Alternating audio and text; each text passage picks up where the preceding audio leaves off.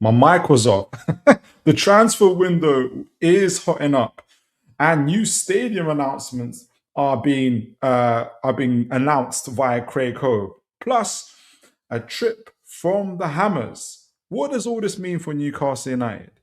Find out right here on Toon Tactics TV, folks. Oh, brilliant from Sham. And now Murphy can take on the shot. Fabian Sham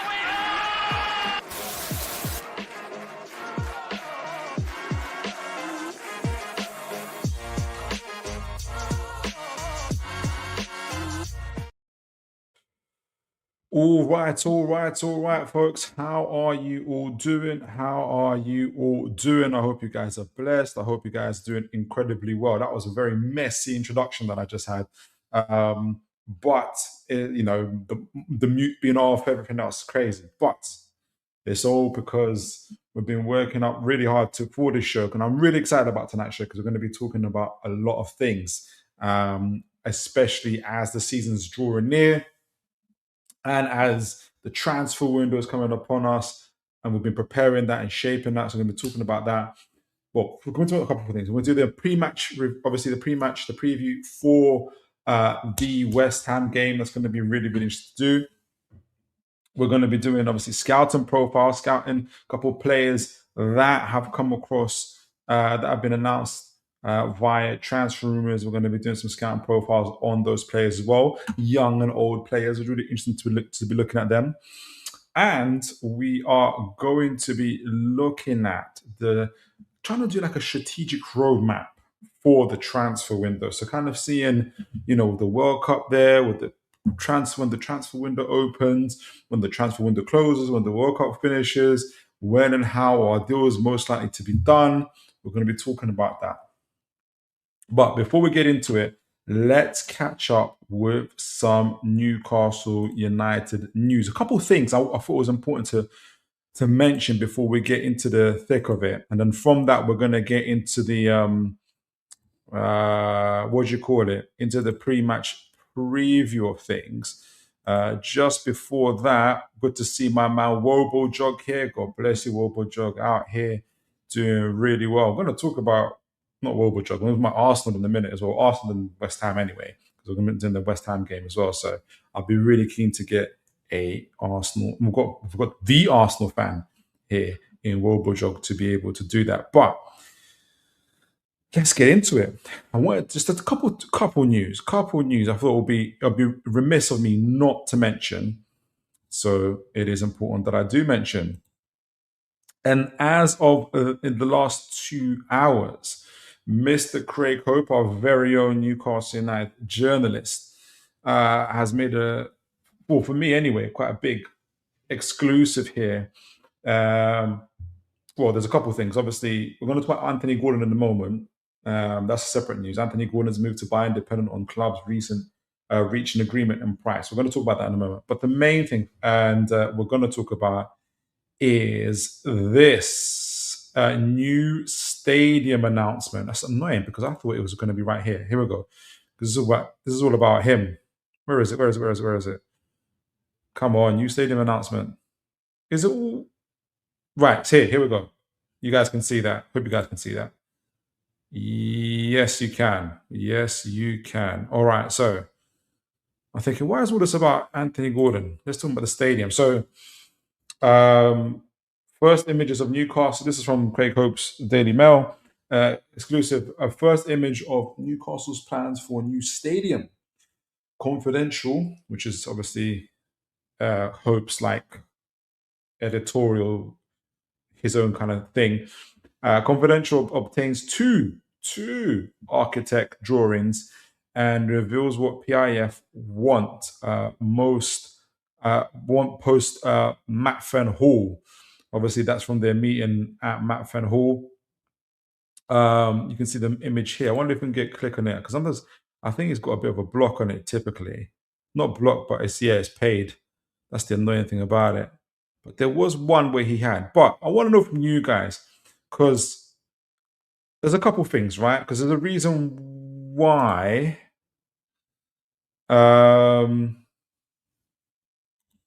See if you guys can see that. So someone got Grok to analyze it, what was said in the article. So let's go through, if we can, a little bit.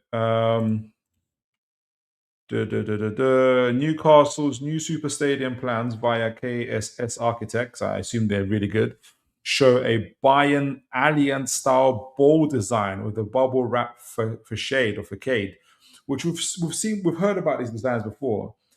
Two tiers, likely 65k capacity, yeah, capacity at Leazes Park. Okay, at Leazes Park as a new build. PIF post Matfen Summit is pushing for detailed new build versus renovation options. That last sentence confuses me now. PIF post Matfen Summit is pushing for detailed new build versus renovation options. So it sounds like, because why I'm confused is because the last bit almost does a total reverse.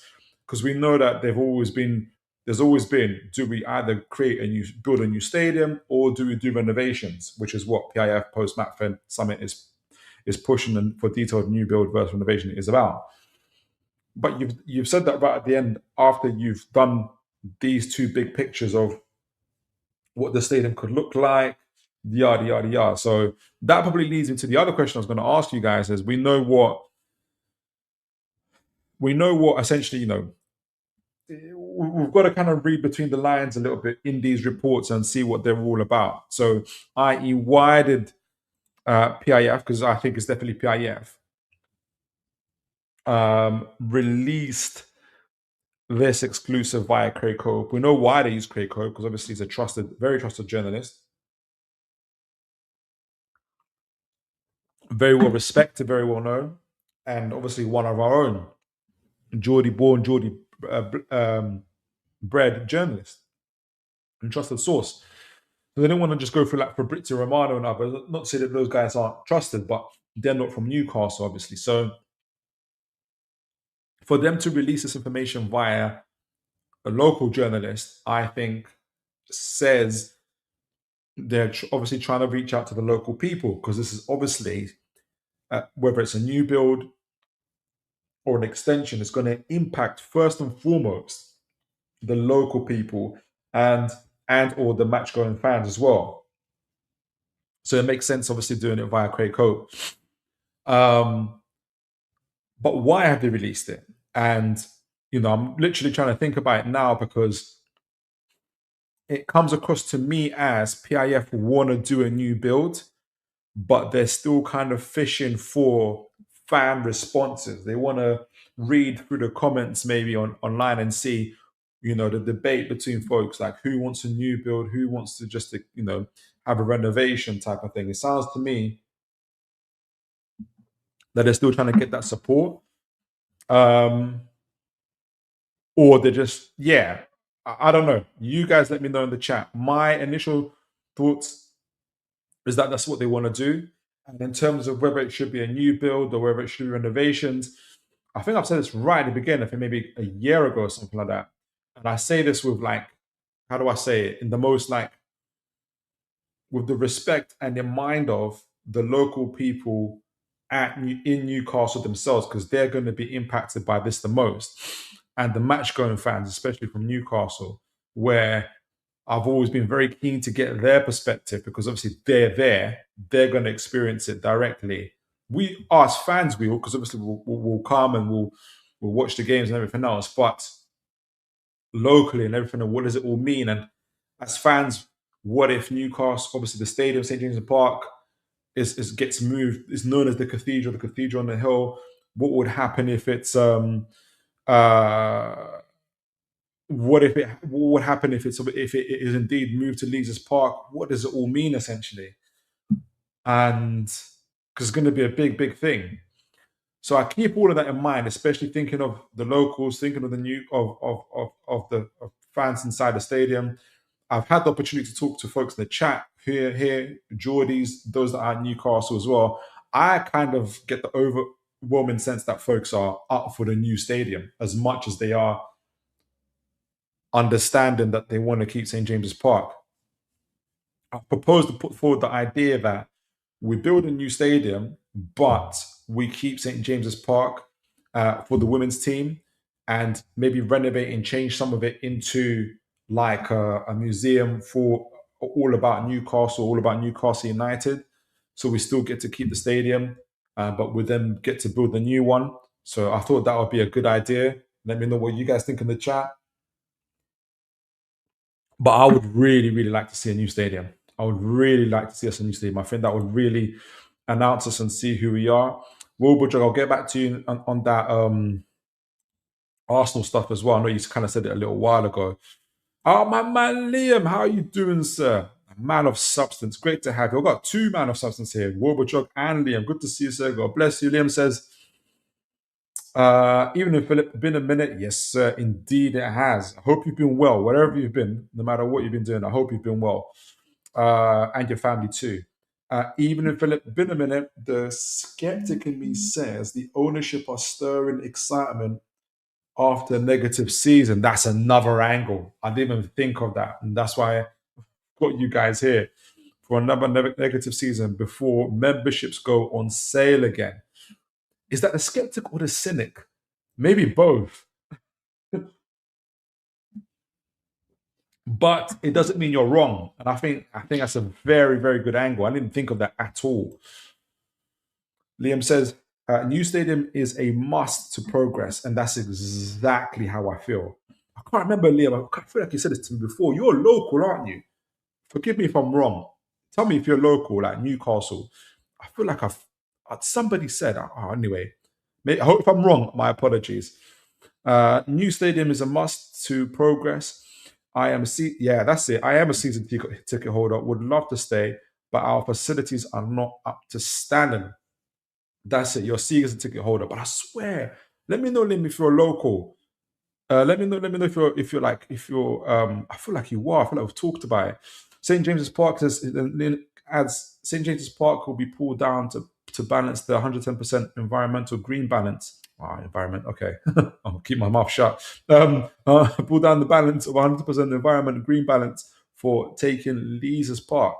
Oh, okay, that makes sense. Actually, no, that makes sense. Does make sense. That does make sense. Fair play. Okay. Um, I'm with Liam. And if you're a local, especially if you're local, if you're a season ticket holder like Liam, if you're local to Newcastle, I'm like very, very keen to get you guys' perspective on it. Obviously, we all as Newcastle fans matter. Newcastle fans lives matter.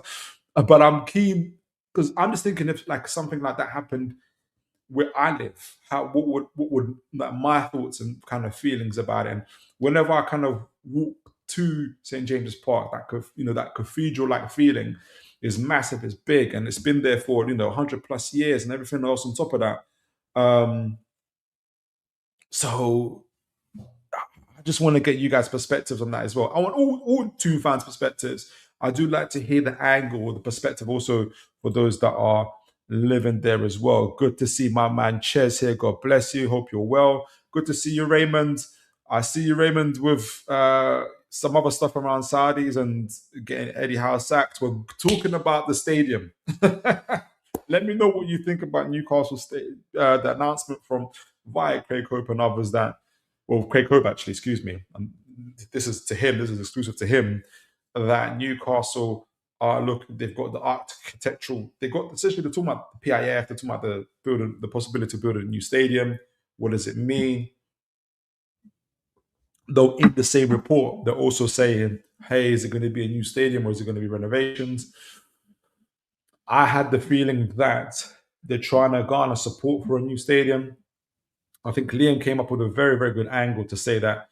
And it's true, there's a cynic in us and all of us, or a skeptic in all of us saying, are they just saying this because we've had a negative season? They want to make sure that, season tickets and membership renewals are happening soon. Do they want to get the fans amped up with a potential new stadium?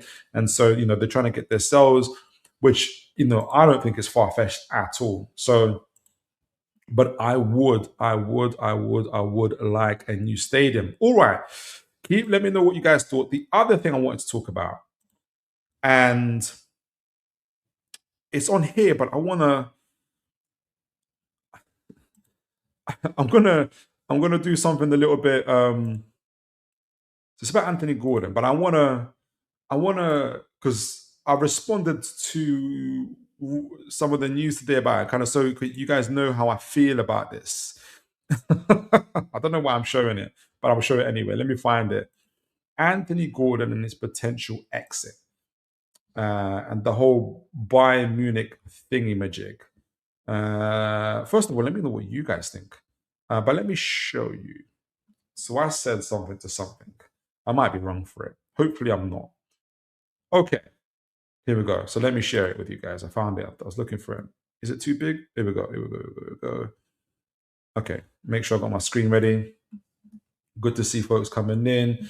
My man Ches says, I suppose when we know the amount of seats, it will be a clue as to whether it's a new stadium or a rebuild. Yeah, they mentioned it. You just missed it, Ches. They mentioned that the new stadium, they're looking for 65K plus. And they want it in the same kind of design as the Bayern Munich stadium, the Allianz.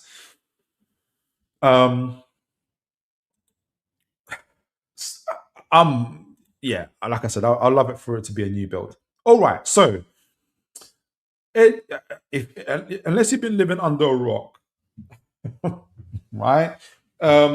Which we haven't, but there's all this big news around Bayern Munich trying to buy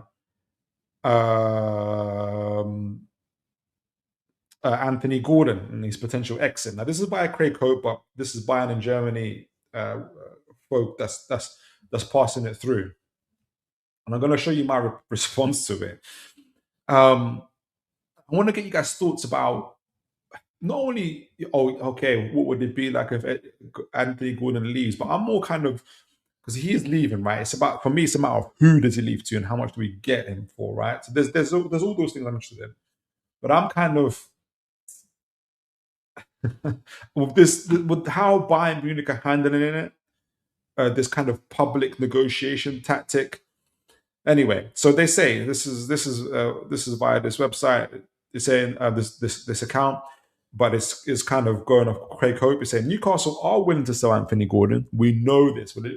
Anyway, they're willing to sell Anthony Gordon. We know this. We've been talking about for ages, but there is still some doubt over a compromise being reached between them and Bayern on the transfer fee.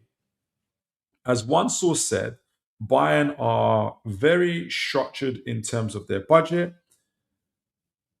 So why are you announcing all this stuff about him agreeing? We know why they're announcing it. Are very structured in terms of their budget and are pitching at around £60 million. £60 million. I say it with that emphasis, guys, because I think we've talked about this before. Newcastle United bought Anthony Gordon for £45 million when he was, 21, 22 years old, with no more than he's never had a season with more than 5 goals in the Premier League. Within that 4-year period at Newcastle United, he's had 2 seasons, including this one, with 20 plus GAs. He's been in the Champions League twice. He's been at one point top scorer or one of the top scorers in the Champions League. We know he's a big game player. So much of a big game player that he's got 26 GA against top 6 clubs in the Premier League since he's been playing for Newcastle and Everton. He's a top 3 winger. We know all of his stats on and off the ball. Are you meaning to tell me, Bayern Munich, that in this 4-year period, Anthony Gordon's transfer fee has only increased by £15 million? England international, by the way, as well. I don't think so. Newcastle won at least 75 million. Yes, at least 75 million. Yes, at least 30 more million pounds for what we paid for him, because we made him into an elite. He improved us as well, but we improved him. We've improved him by that much. Possibly rising to 80 million if you're lucky with add-ons, right? Arsenal, Liverpool, and Chelsea have all expressed interest. Of course they have, because he's an elite player. But the priority for now is Bayern. according to Bayern. Gordon has not agreed personal terms with Bayern, as even though Pletty, Plattenberg, all those folks saying he's agreed, he's agreed. Ben Jacobs said he's agreed broadly, he's agreed broadly. I personally think he has agreed, um, but he can also agree with other clubs. I don't think this is just me speculating. I don't think Bayern are his one and all only. I think if Liverpool raise their heads, for instance, and maybe some other Champions League club, Barcelona, PSG, if PSG come calling, you know, he'll be interested. So that's where, yeah, I wouldn't be surprised if he accepted. But the priority for now is Bayern. Gordon, for now, right? If Gordon has not agreed personal terms with Bayern, despite reports, but the framework of how a package would look has been outlined. Come on, like we're not silly. He's agreed. The framework of that has been outlined, so he's agreed to it. Conversations are still taking place. Now, I commented, I don't know, I hope what it was. This Bayern fake transfer saga is played out like tight jeans on rappers. I was being silly, guys. Forgive me. Um, because Bayern have, from the beginning, and I'm going to go to the chat in a moment to get you guys' perspectives, in my view, have tried to engineer an Isak style transfer saga. They do not want to pay the 75 million plus, but they're not willing to leave it as that. They want to cause a. They want to try and win. They want to try and gain some sort of leverage with the transfer by going to the public gallery. I feel like they're trying to rehash the ghosts of Isak transfer saga and try to get one over us. I believe also that they still haven't got over, again, for an incredible reason. I can't understand why, the whole Voldemort situation. But that's just my own. That's just my own thing. I'm looking for another account because I want to add to what I'm saying, because maybe because it aligns with my own bias, to be honest. But it's an interesting one because in this account, if I get this right,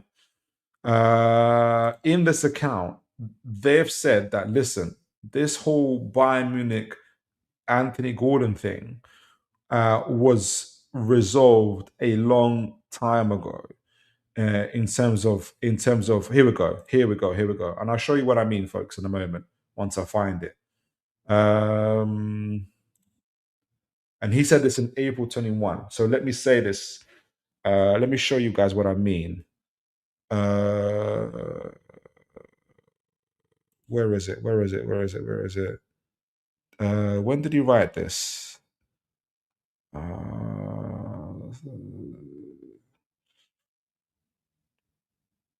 Let me see. All right, so here we go. So this is from, and I'm going to go to the chat. Let me go to the chat now, and I'll come back to what I'm saying, because there's a few of you guys here.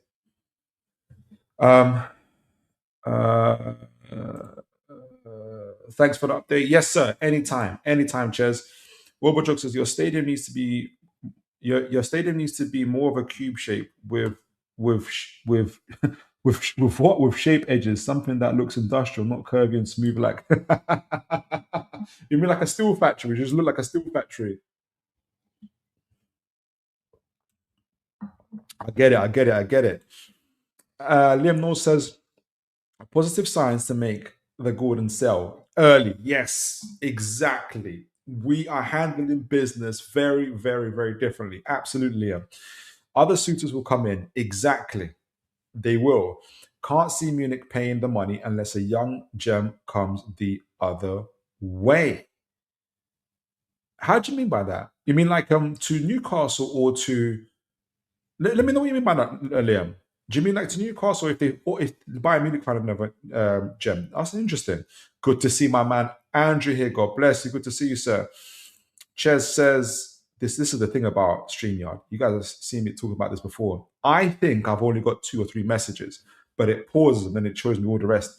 Ches says, honestly, Gordon goes in my good wishes. Me too. It's good for both parties. If we don't meet our ask, if they don't meet, I think they don't meet asking price.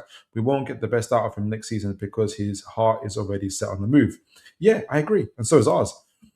Chair says I'll ask for a minimum of 70 million. However, we must remember how far even just 65 million will go with amortization. He has to go. It's best for all parties, but we can still play hardball. I absolutely agree. Good to see my man Adrian Pickett. Good to see you. God bless you. I was thinking about this. Does anybody know where Aaron Kane fits?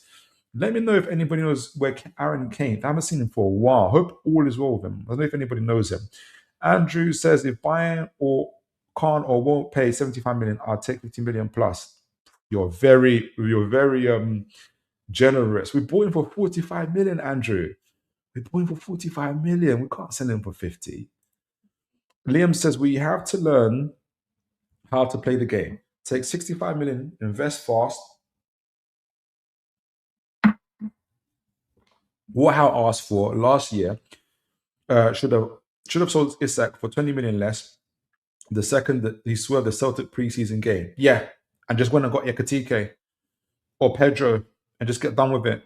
Anyway, you're right, Liam. You're absolutely right. I feel my frustrations boiling up already. No, he's got. Andrew says, and no Aseko and 50 million for Gordon. Is that a Bayern Munich player? Let me know who that is. Let me know who that is. Andrew says, if Bayern don't want to pay 75 million, I'll take 50 million plus Nola Secco. Oh, right. Nola Secco. Okay, I'll have to look him up. I'll have to look him up. All right, that's interesting. So a player plus cash deal. Now, before we move on, I wanted to add this. This is from this they're very kind of proud ITK account. Whether you like ITKs, I don't know. But where I'm going to give them credit, they're called Space TM. He said this as early as I think it was 21st of April. I saw a date, and this is what I'm saying. You guys already know this. Sometimes we see transfers being played out in the news that have already the situation has already been resolved weeks ago, but just for traction or for whatever reason, it gets played out like a delayed version weeks later. Anyway, it's a little bit of a long one, but I wanted to read it because it kind of gives a good dynamic of what's going on. Space TM, if anybody wanted to get into them. So it's at ITK Space. So the truth behind Bayern's interest in Anthony Gordon, why all roads still lead to Cody Gakpo. Interesting. This one. Hope it's this one I want to read. Have I got the right one? Let me just double check, folks. I feel like it's the right one. I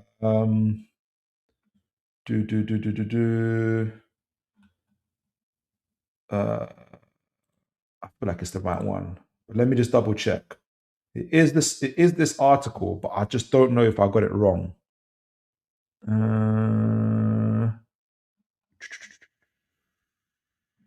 Let's give it. I think it is the right one. Sorry, guys. Here we go. So let me get back on it. All right. So, because they kind of give the feeling of share screen. I'm going to give credit because he said it in 21st of April, so weeks ago, right? So he says, the truth behind Bayern's interest in Anthony Gordon, why all roads still lead to Cody Gakpo.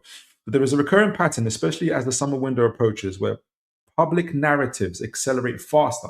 He even says it. Brilliant. Public narratives accelerate faster than the internal reality inside clubs. And he said it in the one sentence a lot better than I did. Where public narratives accelerate faster than the internal reality inside clubs. And Bayern Munich's situation on the left wing is a clear example of that disconnect. Please do tell.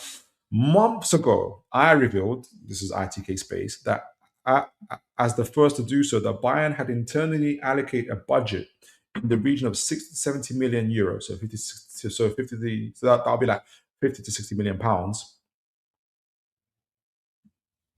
Excuse me, specifically to strengthen the left wing. At a time when that information was widely questioned and dismissed, particularly due to the presence of Luis Diaz in the squad. Yet internally, that financial framework has remained unchanged ever since.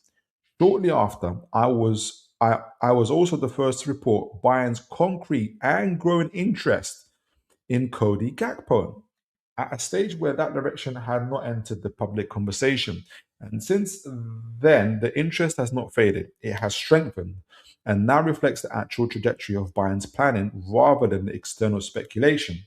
Okay, please go into that. What do you mean by that? Excuse me. There is, however, genuine interest in Anthony Gordon. But the feasibility of that deal is defined by Newcastle United's position. What is our position? With current internal indications suggesting a valuation in the region of 80 million euros, roughly 68 to 78 to 70 million pounds. That's interesting. I've been on the WhatsApp groups saying that we're not selling them for less than 100 million. We are, by the looks of it. We'll see. A level Bayern are not prepared to reach, okay, under any circumstances, making any deal under those conditions highly unlikely to materialize within a controlled time frame. There is so that's interesting. So, by the way, this particular report was in 21st of April. Okay, so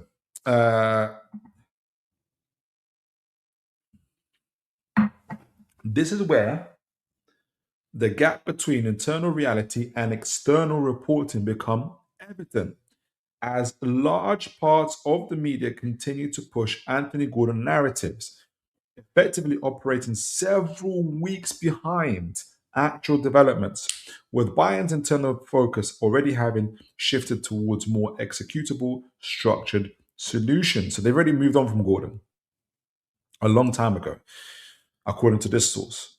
Now, Cody Gakpo has therefore emerged as one of the leading and most concrete options, not as not as a reaction, but as part of a plan that has been building for months, with internal beliefs centered on his ability to translate naturally into the Bundesliga, combining positional flexibility, directness, and output, while also representing a deal that aligns with Bayern's financial boundaries and timing expectations, without the risk of becoming a prolonged saga.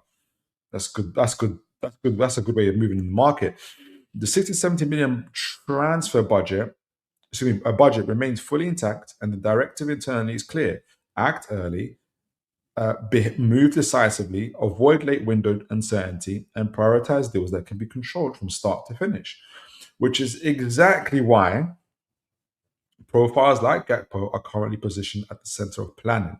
The final outcome will depend on market dynamics and timing, but the direction itself is clear. Bayern are prioritizing execution and clarity, while internal narratives continue to catch up to a reality that has not already moved forward. I'd love for him to tell me what that means for Anthony Gordon, because if Gakpo is moving, Liverpool need a left winger. So, but anyway, essentially, all we're seeing, he's saying we're seeing playing out now in the news. This whole situation with Mr. Gakpo and Gordon, but specifically with Gordon, it's already been sorted out ages ago, and I wouldn't be surprised. From the beginning, I didn't feel like it was serious, especially when it was in such a public domain. Anyway, so let me know what you guys think. Wobblejog says, to be honest, Phil, Martinelli is a year younger with more Champions League minutes and GA versus Gordon. GA where? Not this season. Let me know. Both similar profiles. Yes, true. Though I think Gordon's better. Type of wingers, in my opinion, neither is worth more than 50 to 60 million. You got to be kidding, Wobblejog. I read you his repertoire. If you can tell me you kind of trying to say that he has the same GA as Gordon. I feel like I had this conversation with you before. Let me see Martinelli's GA in the last. Let me see. No, let's share the screen instead. Let me make sure you guys can see this. No, you can't. All right, so let's see Martinelli. Career. Zoom in. Right, so. All right, all right, not bad. Fair play to you. He's got 17 GA this season. That's not bad at all. Why did I think he's got less? 17 GA. That's not bad actually. I'll give you credit for that. He got 17 GA this season so far. He's got 15 GA last season, 13 the previous year, and it was 22-23. We had a really, really, really good season of 21 GA. Yeah. All right, cool. I hear what you're saying, but I would say where Anthony Gordon is, let me in fact go is I don't know how many goals, for instance, what do you call it? Martinelli has against the top six sides. He's not even Martinelli's not a first teamer in the Arsenal team. Um, uh, is he a first teamer in the Brazil team? I don't know, but he is a year younger.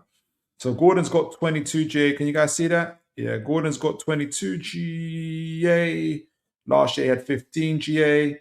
The previous season he had 22 GA. So he's already had 2 seasons where he's got 20 plus GA. And he's a crucial cog in Newcastle as well. First team for England. I think Gordon edges it, and I think the most metrics will show Gordon edging it. But I hear where you're coming from. I definitely got Gordon 70 million plus though. I got Gordon at 70 million plus. All right, so let me know what you guys think of all of that. Is this whole transfer saga? What it's like having this whole transfer saga already played out? Noah Lesecco, great. Andrew says Noah Lesecco is currently on loan at Hanover. He's a central midfielder, Jolinton time, box to box, 20 years old. Look at him up. He'll be quite excited about him. I'm sure. I will do. Noah Lesecco. In fact, let me make sure I put him on my list.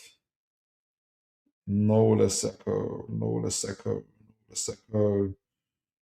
Notepad. Where's the notepad? Noah Lesecco. Come on. Why is my phone? Everything slowed down all of a sudden. All right. Noah Lesecco. Make sure we look him up. Thank you for that, Andrew. All right. Oh, you're talking to Liam says 5D chess would be Munich pushing Liverpool in the move for Gordon to allow them to take Gakpo.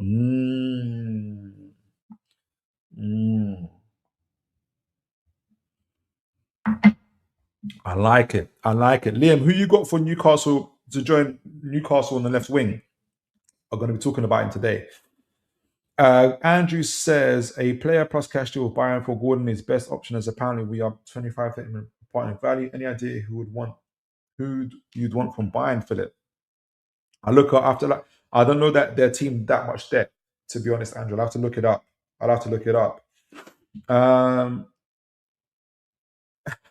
We paid 45 million for El Gordo. Yeah. We paid 45 million for him. Andrew says Gordon has become a big time Charlie since he got called up for England. He's lost interest in the Newcastle project. Possibly. I give him a little bit more credit personally. My sinuses are kicking up. It's annoying. Warburjog says, Phil, exactly my point. With Martinelli, who isn't a starter with similar numbers to Gordon, doesn't work in Gordon's favour. That's my thinking. Okay.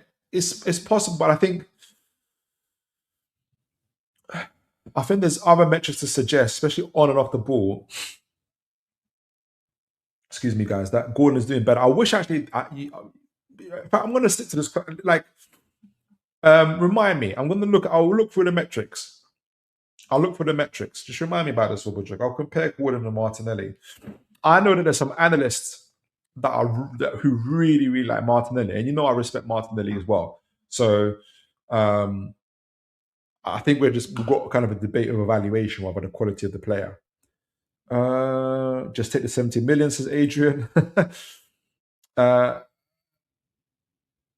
Ches says there's been some rumors doing the rounds on Antonio Nusa as our left wing. Thoughts on that? Well, I don't know if you saw my actually, this is a good part. Do you guys let me know? Are you guys seeing my posts like in terms of like player scouting posts online? That's what I forgot to tell you guys. In fact, I might have to pin a comment on my X account. So let me show you my X account because I did do one, Ches. I don't know if you've seen it. I do like posts on player um on player like scouting profiles, like snapshots for players. So let me just put it in the chat and see if I can pin it. Put user because I nearly put myself on timeout, which is crazy. How do I pin these things? Just put it there. But if let me show you what I mean actually, because I did one on Antonio Nusa. I'll be certainly in favor of it. Share this tab instead. Where is my stuff? Where is my stuff?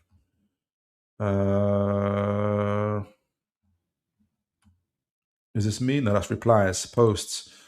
So I'm doing this stuff, Ches. I did it on Antonio. I did it between Antonio Nusa and Gordon, actually. Here we go. Here we go. Can you see that? So that's what I've been doing. If you can, I've put my what my X account in the comments, guys. I don't know how to pin it, which is crazy. But if you're interested, if you because I do at least one or two of these a day. So this one is Gordon versus Nusa. Could have done it for the show actually. I can tag you guys in. If you want to be tagged in, let me know you want to be tagged in the comments, and I'll or at least DM me on X because I don't have people's X accounts. DM me on X or send me a post on X and tag me in. Let me know you want to be tagged into these, and I'll send them over to you. Let me know if you like it.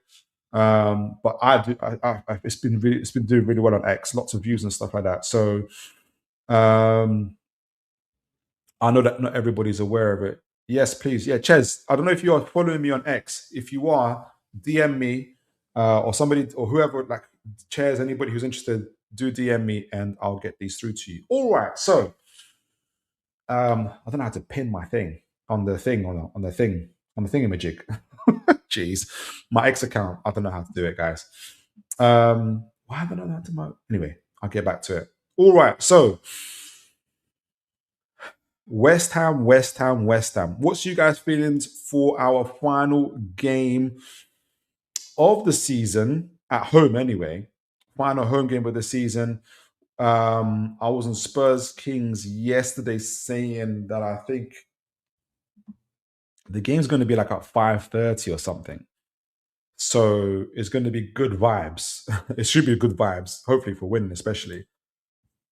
So I do think there's going to be some motivation from the players to play well. Nobody wants to be doing, when they do the final rounds, walking around the stadium and cheering on the fans after the game. Andrew, good to see. Let me know, Andrew, if you want to be tagged into those. I will tag you in. I will tag you in for sure. And so I think there'll be a lot of motivation from the players, in my perspective, to play well and to get one over West Ham and to round up the season. A disappointing season league-wise, I wouldn't say cup-wise, to do something to get a good result. I think that'll be. I still think we've got that a little bit of motivation. Now West Ham. Now we all know this feeling. West Ham's motivation is survival. Every Newcastle fan will know what that feeling is.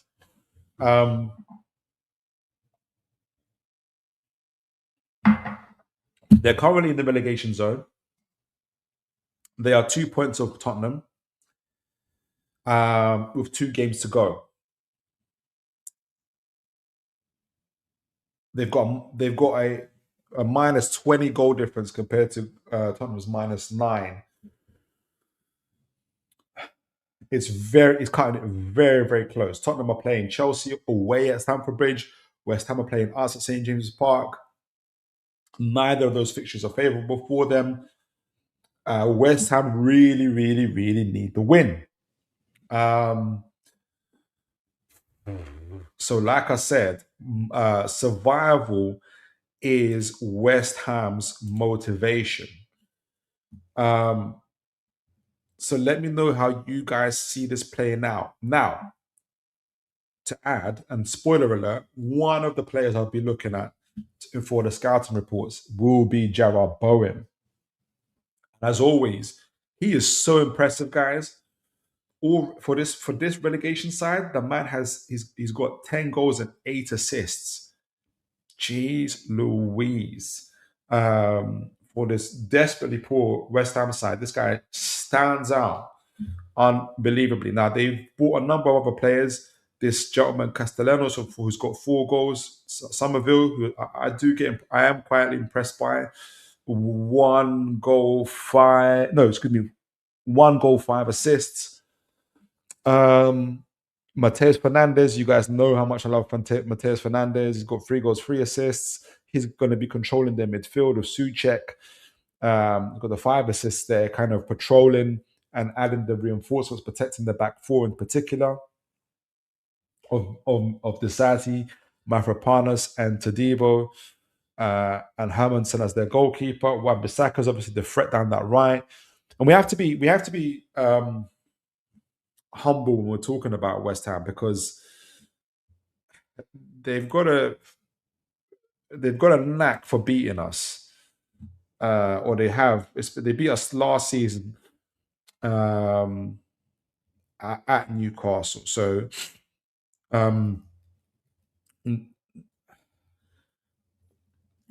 even though I think we're going to win our game against them, I don't take them lightly, especially when they're in survival mode. So let's get this head to head now. I'm going to read the chats. Okay, so Newcastle, this is the last, 30 odd games or so. Newcastle have won 14, we've drawn 6, and West Ham have won 8. So yeah, they beat us 3-1 at their ground this season. 3-1 at their ground. We beat them at their ground last season 1-0. Then they beat us 2-0 when it was at St. James Park. So I remember that. Before that was 4-3. Was that the one where Isak did a lob? Oh, it was a crazy game. 2-2 before that, 5-1. I think it was the 5-1 where Isak did that crazy lob. 1-1 before that, 1-1 before that, 4-2 before that. But in the last 5 games, they've beaten us twice. So then, excuse me, they beat us once, excuse me. Last 5 games, they beat us twice. They beat us twice. We beat them twice and 2 other draws. So it's quite close between us. They did beat us at their ground, and they beat us at our ground last season. So it's going to be close. They're fighting for survival. We're trying to get one over them, especially after losing at their ground. Let me know what you guys are thinking. Let me get my JLA board up. Who would you play? Who would you be a starting lineup? What's your score predictions? Let me set this up before we get into it. Okay, sorry. It's always asking me to do. Okay, I'll put this. I'll get back to this. All right. So let me know what you guys are saying. Final game of the season. Final home game of the season. Where do you think we're heading to? Let's see what you guys are saying in the chat. We'll be there in the corner for the lap trivia. Thanks, Andrew. I'll tag you in. Andrew. And yes, Ches, I'll tag you in as well. Just DM me, Ches. I don't know if you're following me on X, Ches. So do let me in. Yeah, if anybody's interested in kind of being tagged into the scouting reports, little snapshots and visuals, they're quite cool. Let me know on X, and I'll tag you into it. And feel free to tell me when you don't want to be tagged in them. I'm not going to be like, annoyed about it or whatever. If you're like, oh, okay, I've had enough, stop tagging me in, just let me know. It's not a problem. Liam says he would love Krupi for left wing centre forward, but he's going to get a big move. He is. I still can't get myself. I think he's an exceptional finisher, but he's just too small. Like, maybe it's because I'm so used to Eddie Howe and 6'5" tall players and athletes. Anybody smaller than that, I'm like, oh, geez.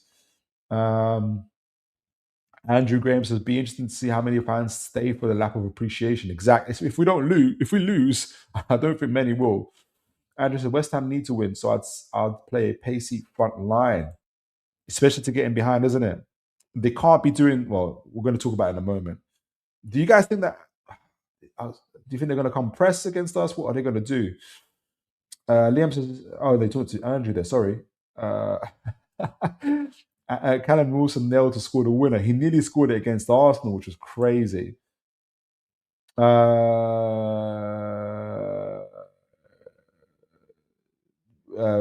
Jog's talking about. I'll come back to that. Bobo Jog. Let me see. Andrew says Jared Bowen is not the player profile we should be looking at. Age-wise, there is absolutely no selling value. West Ham all will want a big fee, and Bowen want massive wages to leave East London. He would, but what if they get relegated though? We'll talk about him in a moment.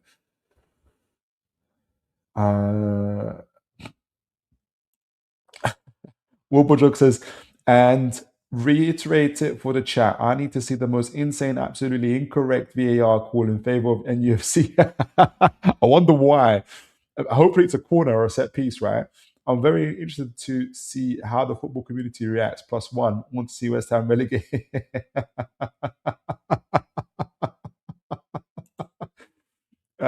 Ches says, "I'm following you, Philip. I just don't know how to DM. I'm terrible with X. To be honest, I'm terrible with technology.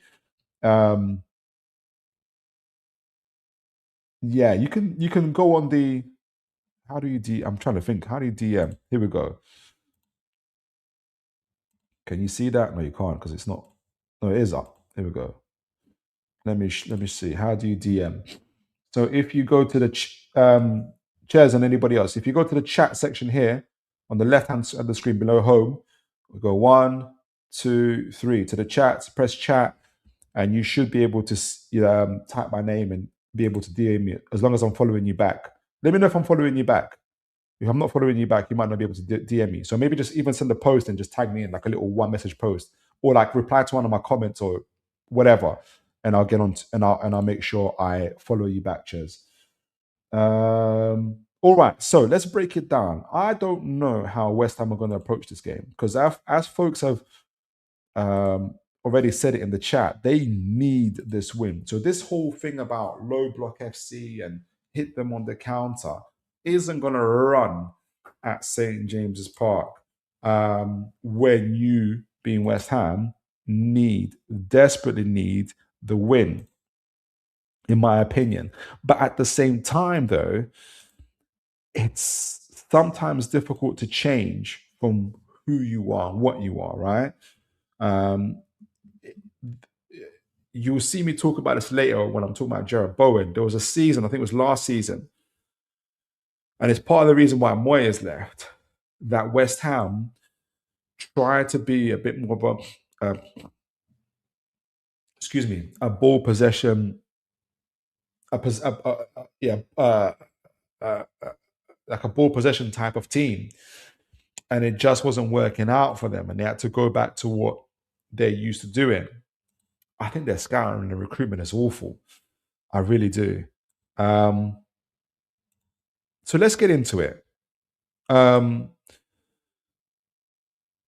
This is West. Before we get into ours, I don't think I don't know, to be honest, if West Ham have any injuries or suspensions. You guys can help me with that. I'm going to highlight a few players that we should look out for. Where is it? Highlight. Where's the highlight button? Highlight button. Where are you? Highlight button. Where are you? Collaborate. Equipment. Here we go. Player highlight. So Fernandez, Somerville, Bowen, and Wan-Bissaka. Okay, so I'm going to highlight them because for different reasons. Well, what West Ham would love to do when they can is defend either in a 5-3-2, 5-4-1 and hit and hit on the counter, right? So you'll see Wan-Bissaka, who's really good in these one-to-one duels as well. So it's going to be an interesting. We'll talk about Newcastle's starting lineup in a minute as well. So they go into these type of pockets, 5-4-1 or 5-3-2, depending how they want to do. Leave their nine a little bit isolated in different areas. Block out the central areas and hit on the counter when they can. They don't especially like to do the whole pressing from the front because they just haven't got the athletes to do that. You know, apart from a Bowen and maybe Somerville, Mateus. Maybe they do, but Suchek will find it hard, I think. Oh, by the way, I want to highlight Diouf as well, who's going to be running down these wings. Where is it? Player profile, highlight. Here we go. And Diouf. We have to look out for Diouf as well because he's having every time I see him, he is doing something, especially he's bringing the threat down these wings here. And this is where especially Murphy, Tonali, and Hall, if they play, should be very, very conscious of. Let me know, folks, what you guys thought about Hall playing on the right for Newcastle against Nottingham Forest. But that's the area that Newcastle have to be aware of. Where Somerville would like to pick up these pockets here and or go out wide to try and cause some disruption in our lines to leave space for the likes of Castellano to get in behind as well with Suchek here. But Fernandez, when West Ham first really kind of sort of were turning things around, Fernandez was given a sort of free role. So what would happen is it would split like this. Fernandez will start, especially in their build-up play. Let me bring back some of it for a minute. You'll have Fernandez getting in between the front two, Bissaka pushing up front, with Bowen and Somerville taking up these central areas here, and they can be very, very devastating, especially Bowen, right? So Botman and Bowen is going to be a very interesting matchup. We know that Bruno is there, but Bruno's main thing, or Bruno Tonali, or Joe Linton actually. So I think Bruno's going to be here. I think we're going to keep up with this pivot to see here. So Joe Linton, Burn, Botman, Bowen is going to be an interesting collaboration, a personal duel here with Somerville, Tonali, and Chow. With Hall sometimes even inverted, but we'll see where that goes. So Fernandez will go into these. Will split the back line with Mavropanos and between Mavropanos and Disasi. Todibo pushing up, allowing Bissaka to push up, and like I said, allowing Bowen and the rest to also come into play. So not too dissimilar to what Forest were doing and kind of getting to these half space, except for I'm not too sure how good Castellanos is, who is back to goal. Maybe you guys know. But with West Ham, they played it a little bit differently. So Fernandez would be in charge of getting in between the lines here and either traveling with the ball and or kind of doing line breaking passes, getting up to Somerville or Bowen, both of whom are pretty good with their back to goal. And whilst they're doing that and trying to hold it in midfield, Mr. Fernandez, or kind of holding it in midfield and spraying out wide to the likes of, for instance, either Wan-Bissaka on the right here or Diouf on the left here, allowing Fernandez to also get into position whilst they press, whilst they kind of go into the penalty area. Mr. Fernandez would also join in on the flanks. So what then West Ham will try to do via Bissaka or Diouf, lots of crosses, either in the half space or try, if they can, get around the back and start doing cutbacks. And you'll have Fernandez either in or around the box, trying to pick up the loose balls and trying to score that way. The risk, obviously, for them is Suchek isn't the fastest guy, and having to stop these either as Mavropanos and Disasi and Todibo aren't necessarily the best guys positionally, and that's where they kind of hit for six, especially by the transitions of the position teams. But they can be a threat down the other end, especially by Bowen, Somerville, and others. I'm going to go to the chat in a moment, but I was just thinking, guys, that, and folks, please do remember to like, share, and subscribe if you're enjoying the show. Even talking about Fernandez picking it up and driving with it, I'm thinking Is he going to be able to stop Osola from closing him down? It makes me want to play Willock instead of Voltemada, but I think Voltemada will play. And before we get into Newcastle, though, I do think that West Ham are going to have to take these type of risks against us at some point, especially if the longer the game drags on. They can't be playing for a point. They can't. It'll be dangerous for them to do that. So it'll be interesting to see, for instance, how far does Todibo venture? How long does Bissaka and or Juve stay in our half type of thing? But what I anticipate is a lot of space. Put the highlights on. Sorry, my screen is moving very slow today. A lot of space in and around these areas and in these type of places. And that's where the likes of Mr. Bruno Guimaraes is going to be looking for the runs of Usola. I don't know about, I was going to say the runs of Voltemada, but no, I think it's better to play Willock. I'm really thinking that it's better to play Willock for this. But for anybody else, essentially, maybe even Tonali gets up there in behind the West Ham defense. All right. So before we get into where and what Newcastle might want to do, what a starting lineup might be, what's you guys' thoughts on West Ham? Where do you think the strengths and weaknesses are? What are your thoughts? So let me see. Andrew says, and I think Andrew says, if West Ham have any sense, they will sit in a low block as we have struggled all season to break teams down. Yeah, and try to hit us on the counter, isn't it? Or try to get a set piece or 1-0 type of thing. Andrew says, Somerville's pace on counter terrifies me. He's going to be a threat. He's going to be an absolute threat, Andrew. I agree. Andrew says, we will have to watch Suchek at set pieces. He's very good at them. Exactly. Have we been good at defending set pieces? Something tells me no. Da, da, da, da.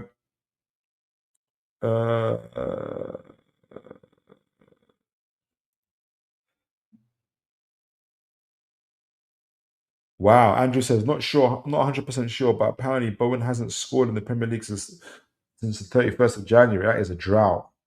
That is a drought. I hope it continues against us. Now, Warbojog says, oh, Mr. Screen there, I know I sound snobby saying I want this or that team relegated. You don't sound snobby at all, Warbojog. Yeah. Never wanted a team relegated because it's people's livelihood affected.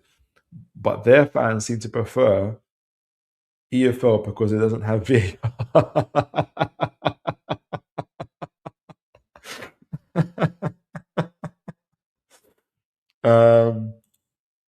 Fair play. Andrew says West Ham's biggest strength is the fact that they have something to play for and we don't. I think they have more to play for. I think what we have to play for is that we're playing at home. It's our last home game.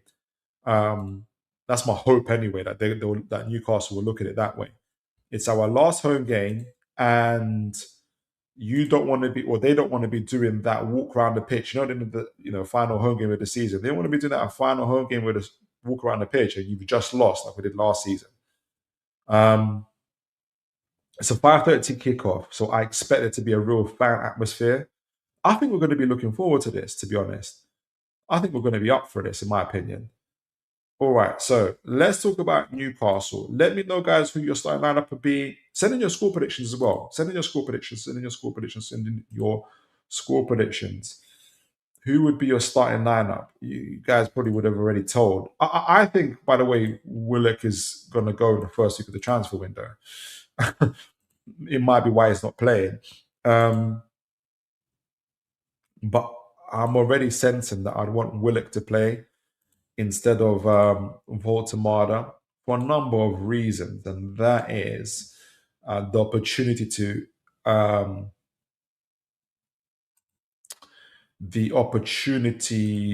for a counter attack. And guys, don't you think Barnes deserves to play? I mean, it's twice now he's come off the bench and scored a goal. Maybe a Langer as well. Oh, there's a couple players that Gordon, maybe just to prove a point, to play Gordon as well.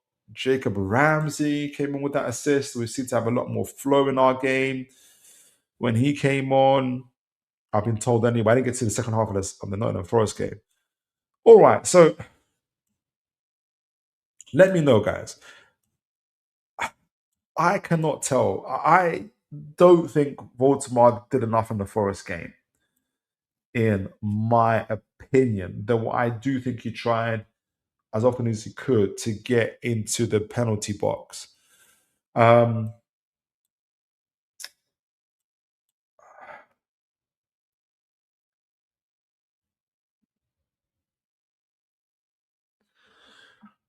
West Ham are going to play in this low block, right? Maybe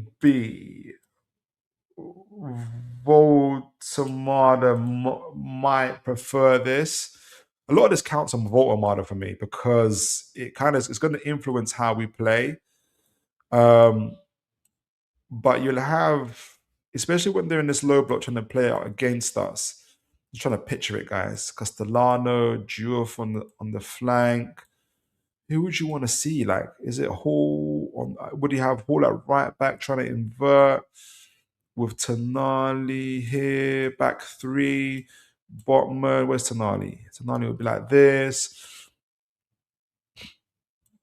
with Bruno. Joe Linton on the left. Oh, jeez, man.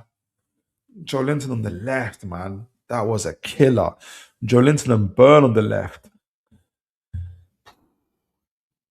Baltimore, guys, I feel like I have to just tell the truth. I'm not trying to pick on Baltimore. Like I said, I am with the whole Craig Hope quote that he's a great unique player. He's just the final piece to another team's puzzle. But I just think unless to make the number 10 role work, and I don't think he did this enough against Forest. And we discussed it on the Tuesday show with Mitch. Big up to Mitch and big up to Bobby Fairview. You saw he wasn't sure. Voltamada was not showing enough for the ball, especially when the likes of Lewis Hall, who was on the ball, like I think he had about nearly up to nearly 100 touches from what I saw on the pass map, right? And he was him and Chow, him and Murphy, him and Nosola, him and Tonali, him and Bruno. And literally like that no pass between him and Voldemort. And if you see the heat map, guys, what Lewis Hall was doing, he literally got, do you see the heat map go like this? And him sitting here with Bruno Gomes. So Voldemort is between Bruno Gomes, Hall. He's got all the technical quality in front of him. Tonali just in behind. And he's just not showing for it. He's either hiding with the back fours here next to a Solar and others. That's the main thing he's doing, in my opinion. But he wasn't making enough influence here. Meanwhile, obviously the ball's going out wide to Murphy, and obviously we know that Forest changed things up.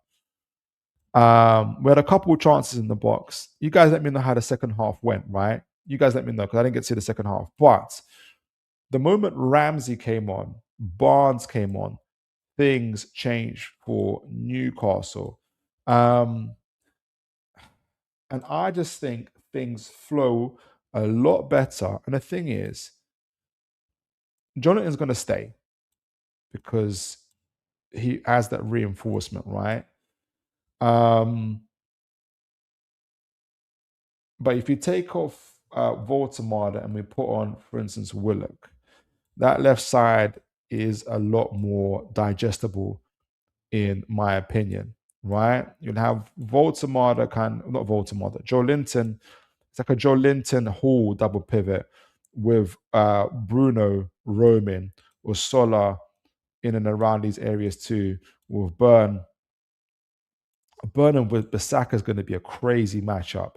And that's where the other kind of concern is. Like, I'm not a fan of that. Do you play that? Do you not play that? Because Van Bissaka is going to be bombing up and down this touchline. I don't expect Burn to be creative. I'm talking quite a bit. I'm going to go to the chat in a moment, guys, but I'm just trying to work this out. Like, what would be the best approach to this, guys? Let me know. I'm going to go to you guys in a moment. I just don't like it. I'd want Lewis Hall back at left back here. In fact, let me just do what I should be doing. And Trippier, you guys mentioned Trippier because this resolves a thousand problems, right? This is what resolves a thousand problems. Hall goes back to left back. We'll take off Burn and we play Trippier. This is what resolves a thousand problems. Last home game of the season as well. Just play Trippier. Just play Trippier here. This resolves a thousand problems, in my opinion. Willock or Sola. I'm in between two minds over to play Langer instead of Murphy, but you probably want Murphy when it's a low block.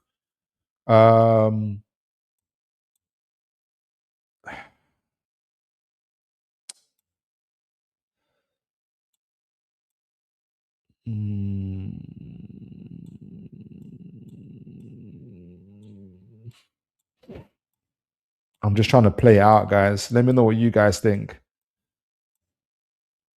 Maybe Hall. I do think it's a game for Ramsey as well, but I think you need the high end physicality of Joe Linton. Let me know what you got. Maybe Wissa is even better for this game. Let me know what you guys think. But I think we're going to need some creativity, and I think Burn on the left stifles that. I think Voltemada is problematic unless something changes in the way he plays. But let me know what you guys think. I haven't made up my mind about the starting lineup yet. Chess says, well, oh no, he talked to Wobble there.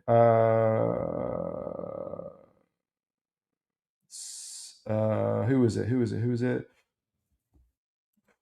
Andrew says, do you want my starting 11 or what I think Eddie will play? Oh, that's a good question, Andrew. Give me your starting 11. Give me your starting 11, Andrew. Liam says, let them try to play out and hit them on the break. 3-0. I love that confidence. Great to have you back, Andrew. I like this. Barnes, Wissa, and Usola. Barnes, Wissa, and Usola. Barnes, Wissa, and Usola. Barnes, Wissa, and Usola. So Usola. Oh, Barnes, Wissa, and Usola.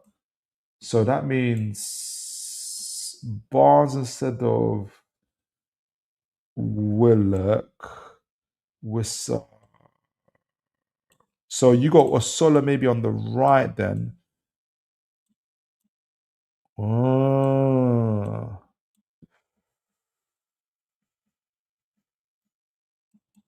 Yeah. I like this.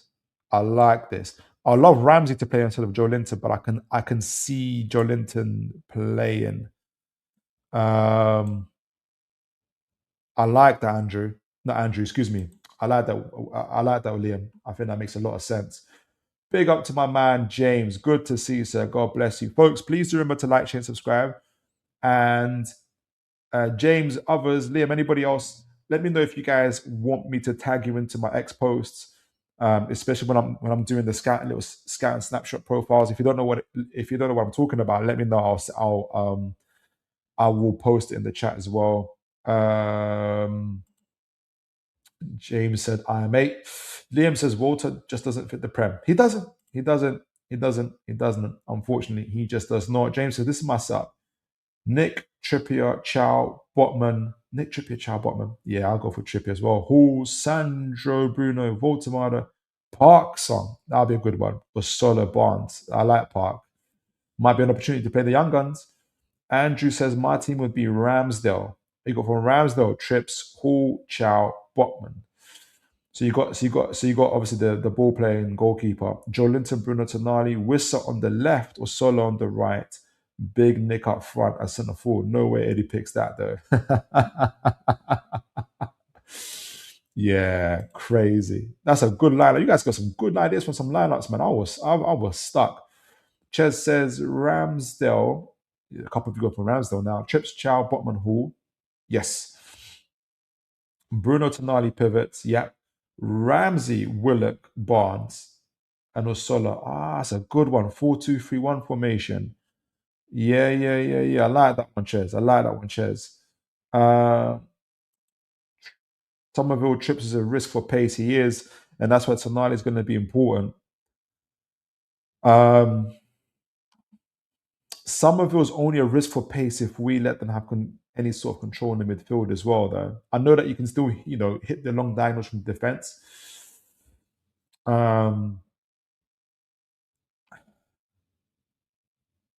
I just don't like. I just feel like we're so Joe Linton on the left, Burn on the left. It's difficult, man, to watch. Try Ramsey at right back. Robojog says, don't expect West Ham set up with a back five. So you want more direct play. If they do, unlikely, they'll want Murphy, Harvey, and Voldemort, not Gordon and Wissa. If they do, then you'll want Murphy, Harvey, and Voldemort, not Gordon and Wissa. Don't expect West Ham to set up with a back five. Okay. If they do, unlikely, then you want Murphy, Harvey, Barnes, and Voldemort, not Gordon. Oh, but if they do the set up with the back four, then you probably want Wissa and Gordon. I wonder if Gordon plays. That would be a big one. Andrew says Eddie will pick Pope Hall right back. Chow, Botman, Burn, Bruno, Joe Linton, Tonali, Murphy, Soler, and Willett. I don't mind the Willett part though. Andrew says if Ramsdale starts in goal, Eddie will probably play Nick Pope. He might do. He might do. He might do. He might do. Like, share, and subscribe. Guys, send in your predictions. I think Liam already has. I'm going to give mine. It's so difficult to give a starting lineup for this thing. You guys have given some good lineups, but I like Wissa, Barnes, and Osola.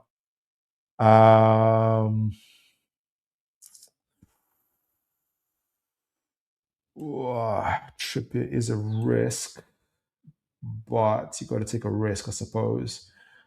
I'm gonna go for. I can't remember what I said on the show. I think I said like 2-0 Newcastle.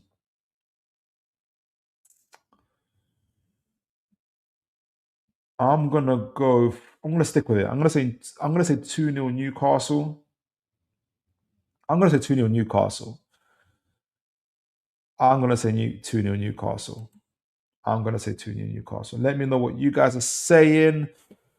I've gone for a 2-0 Newcastle United. All right, let me see what you guys are saying. Ches says, I know this might come across as defeatist, but I just want the season to be over. That's not defeatist. I think we haven't got anything to play for. It's just reality, isn't it? In my opinion, anyway. It's not because I give up, but I'm just so excited for the transfer window and the rebuild. So am I. And speaking of the transfer window and rebuild, we're going to get into that in a moment. Uh, James says, I did apologize to one of my friends that is West Ham supporters, saying that we need to win this season more than you. So we'll play to win, not to help you. You're sending your apologies in advance, James. Fair play to you. Andrew says, a few weeks back, when all the fans were clambering for Big Nick to go back into the team, Eddie put Big Nick Pope back in goal and left Voldemort on the bench. All right, but I'll go for a 2-0. You guys let me know what you guys think. But yeah, if you guys, like I said, stop sharing the screen, I think. Yeah. Okay, I'll go back to it in a moment though. But yeah, folks, please do like, share, and subscribe. And as I was saying, can you guys see that? Yeah, you can. If you would like me to tag you into my posts, specifically these posts, not like any post, but specifically the scouting profile posts. You've got Gordon Vista in this case. There's other stuff. There's other players that look like little snapshots, heat maps, visuals. Do let me know. DM me on X or send a post, reply to one of my messages, say, hey, Phil, tag me into this. I am happy to do that. It's just that a lot of folks have been commenting and enjoying it. I think, and these posts are inspired by you guys, to be honest. So um, I just thought that you guys would probably be interested. Right. So is it the right one? Yeah, I think it's the right one. Let's get into it, guys. Uh, re- scouting. Let's do our little scout reports, transfers, couple players. Ches says, my heart says 2-1, but my head says 2-2. I think West Ham would be so dangerous and would be fighting for their lives. Yeah, yeah, absolutely. I agree. Andrew says, have you seen all the rubbish online saying fans want Newcastle to actually lose this game? Madness would have to try and finish above the Magnums. I agree. I just think online is a different world. I don't want to get into. I was going to go on a rant, not a rant, but like a tangent. But yeah, Andrew, I think it's disappointing. It's disappointing to see that. Andrew says more chance of a clean sheet in a teenage. Goodness gracious, Andrew. I get it though. Jez says last time I'm asking about this. Hopefully I haven't missed it. But any updates on the WhatsApp group? Yes, I will be doing it. The update is I'll be doing it, James. James, Ches. I will be doing, and James, I know has been asking about it. Don't let it be the last time. Keep reminding me. I am going to be. It's not that I forget, but I have to set a couple things up and to be able to do it. But I am going to do it. I am going to do it. So don't feel a way about it. If you can, do keep reminding me. It's not that I've forgotten though. I haven't forgotten. I am going to set it up and do it. All right. So, and folks, as we move on, do feel free to still, what's the word? To let us know your thoughts on the game, send in your predictions. Happy to still to continue talking about it. All right, so it's hammer time, folks. That's the thumbnail. We just talked about that actually. Maybe the young ones won't recognize who the man in the middle is, but his name is MC Hammer from back in the 90s. Let's get into it. So we're gonna do a young and old. You know the old one is Jared Bowen. We're gonna talk about this man. James, I've seen that update. We talked about it at the beginning of the show. I'm gonna timestamp it, if anything. Yeah, big up Ches, you know MC Hammer as well. Uh, Abde, I'm gonna say his name wrong, but Newcastle are very interested in Abde Ezzalzoui after Real Betis trip report. This is from Ollie Hawkins from NUFC blog, and big up to Mr. Ollie Hawkins as well.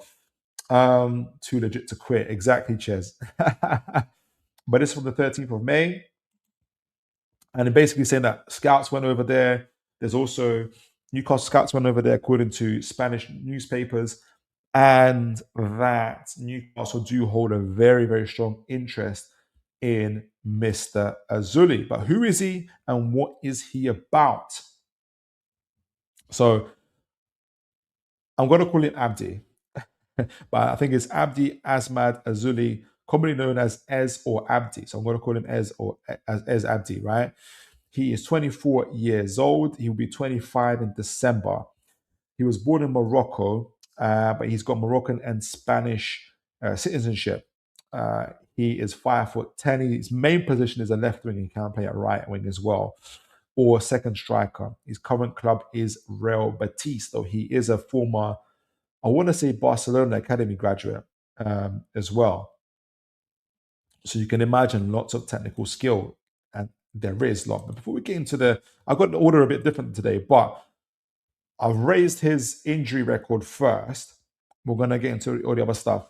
The main issue, and this is what the scouting profiles I've talked about, is his ankle. He had an ankle injury in 24-25, which took him out for 3 games. But he also had a follow-up unknown injury 24-25 season where he missed 15 games. It would be interesting if that's an ankle injury. If that is, that will be a continuous thing. but I haven't had confirmation of that.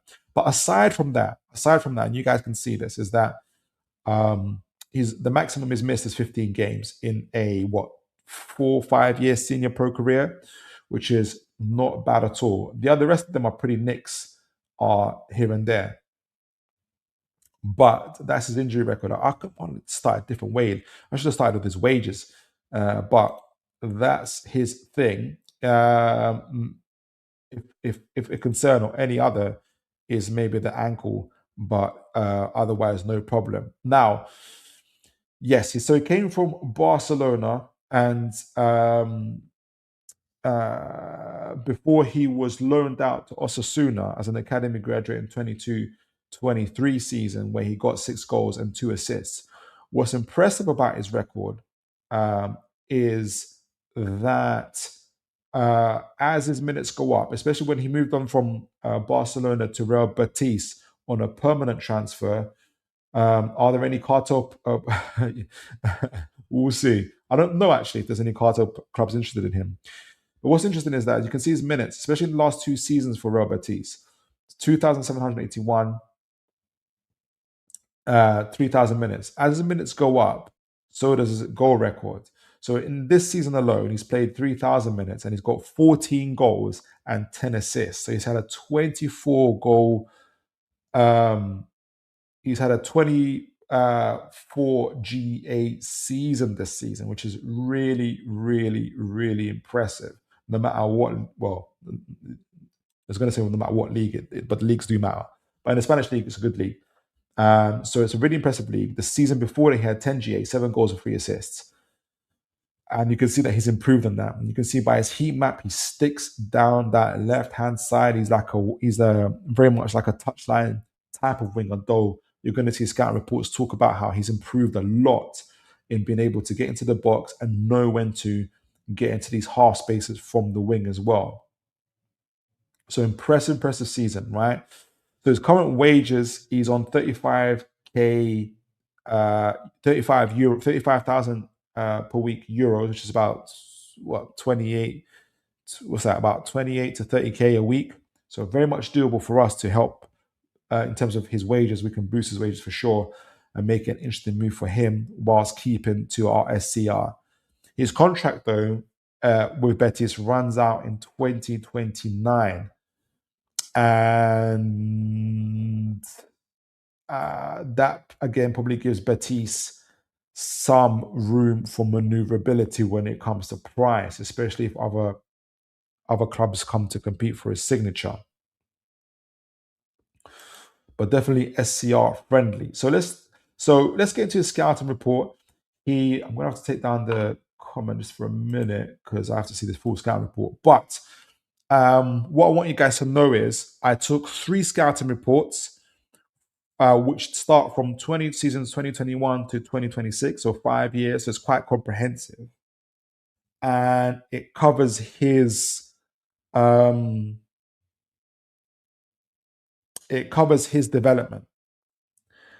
And I think it's quite comprehensive and it's interesting. And we're going to add the data MB metrics towards the end as well. So I'm looking forward to the scouting report. I'm probably not going to end up doing the Jarrett Bowen now one because I don't want to rush this. I'll do the Bowen one next week. I'm laughing because I'm thinking you guys don't sound motivated to hear the Bowen one anyway. But anyway, so it's a very comprehensive one. I'm looking forward to talking about him. So we've got the author's transfer flow. If you guys know the transfer flow show, phenomenal show. Total Football Analysis and Kel Now. So big up to them, and they cover Mr. And I use these reports to cover him. So starting with for the first one, this is 2022 season, right? 21-22 season when he would have been 19-20, something like that. Progression talent. So this was his meteoric rise of a dribbling specialist. Phase 1, the raw catalyst, the Barcelona breakthrough. This is when he was playing for them.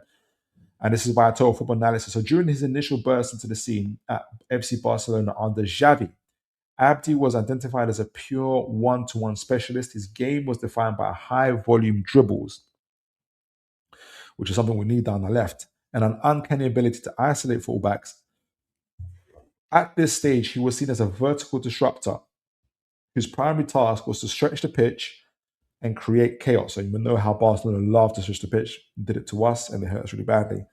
While his ball carrying was elite, scouts noted his final decision, his final noted that his final decision and passing consistency were areas requiring significant refinement. And I want you guys to bookmark that. His final decision and passing consistency were requiring significant refinement. Let's see if he's improved that over the years. But one-to-one, pure specialist, uh, wide forward, left winger essentially. Loves to play on the flanks, isolates fullbacks, vertical disruptor. So essentially on the transition, dribbling specialist. That is his thing. Phase two, so literally 2023. So this is August 2023. So this would have been a 22-23 season, yeah. So he would have been 2021-ish, right? This is from the transfer flow. So following a successful loan at Osasuna and his permanent move to Real Betis, Abde began making what scouts called a huge leap forward. He evolved from a simple touchline winger, which is this is the part of his evolution, a simple touchline winger.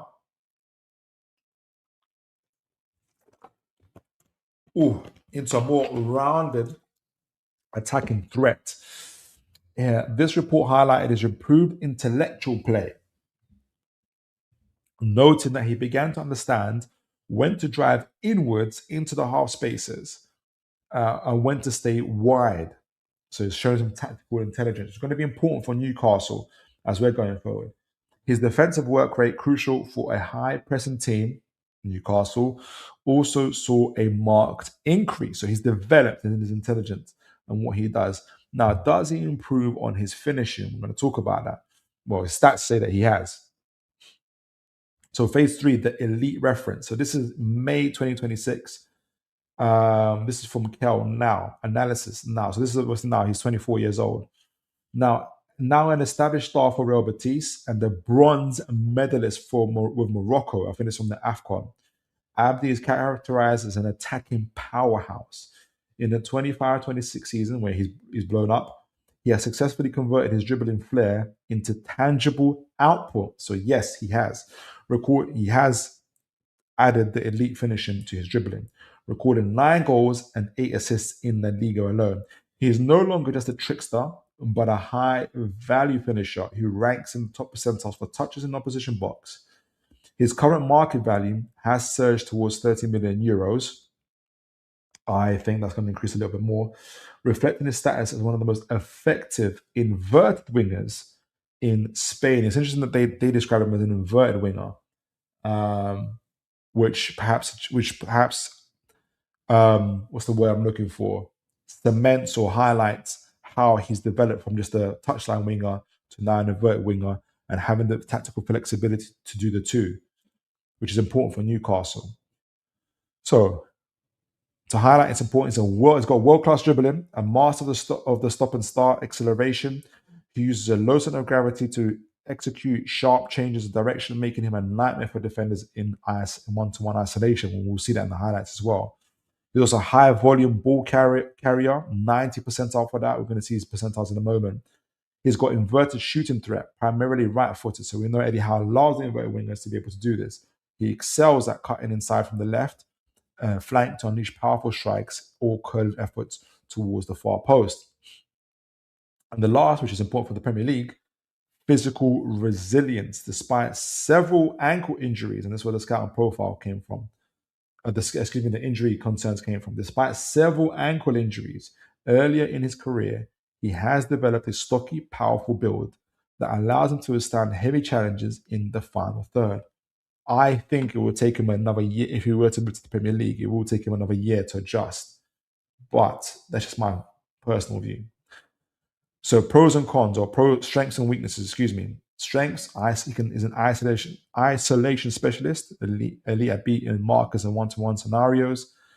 Output and growth, his output is 24 GA. He's clearly improving in his output. Work rate, exceptional defensive contribution for a flair player, which is important for Newcastle. And versatility, equally dangerous on the left or the right flank. So that flexibility, uh, versatility, excuse me, is super, super important for us. Weaknesses, decision weight, can occasionally over dribble in crowded areas, which a lot of dribblers do. Ankle history, recurrent minor ankle issues require a careful load management. In the season we're not in Europe, he might not have to worry about that. Aerial duels, he's not going to win many aerial duels at 5'10". He won't have to, especially if we get a good striker up front who can hold up the play. Discipline, prone to tactical fouls, 5 yellow cards per season. I personally don't mind that. I think we need someone to have a little bit of, what's the word, bite, right? So I personally don't mind that. Folks, please do remember to like, share, and subscribe. And finally, I was going to get to the verdict. So like, share, and subscribe. I was going to add something to you guys. I'll add it later. Like and subscribe. So the verdict: Abde Ezzalzoui has transitioned from a spectacular but raw prospect into a decisive elite level winger. His ability to blend flamboyant dribbling and consistent end-to-end product makes him one of the most valuable assets in Real Betis squad. Have improved, and by the way, Real Betis are looking like they're going to qualify for the Champions League. So for us to prize him out of there, we've got no Champions League, no Europe. It'll be a big move.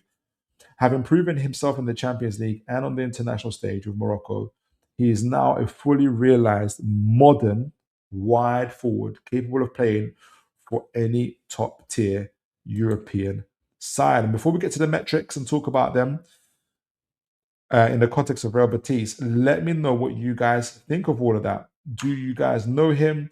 What's your thoughts on Mr. Abde? And as always, please do remember to like, share, subscribe. Something I was going to add as well, but I forgot what it was. Uh, uh, duh, duh, duh, duh.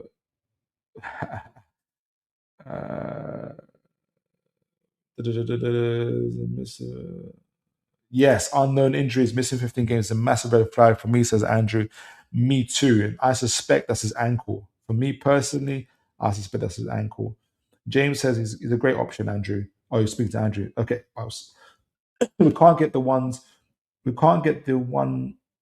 We can't get the one of the other wingers that we're looking at in Germany.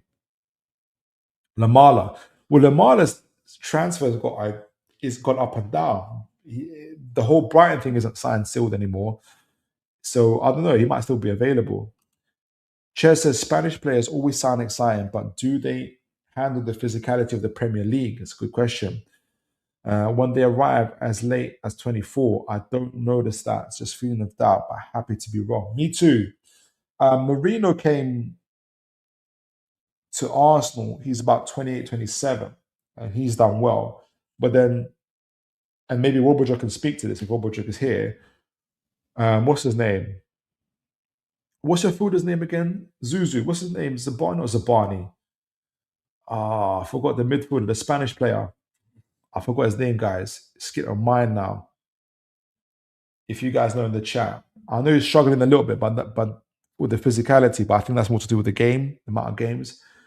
So yeah, it's like a 50-50 really, isn't it? Andrew says the big question with all these players is do they have the physicality to cope with the Premier League football? Absolutely. And I think that's always going to be the question when we're looking for players who haven't played in the Premier League. And but the report or the scout reports do talk about how he's improving his physicality a lot, and he's certainly got the willingness to do it. James says, I like him. He's an interesting choice, and we need to have a bit of a pull run in front of. We need to have a bit of a pull run in front of AFCON.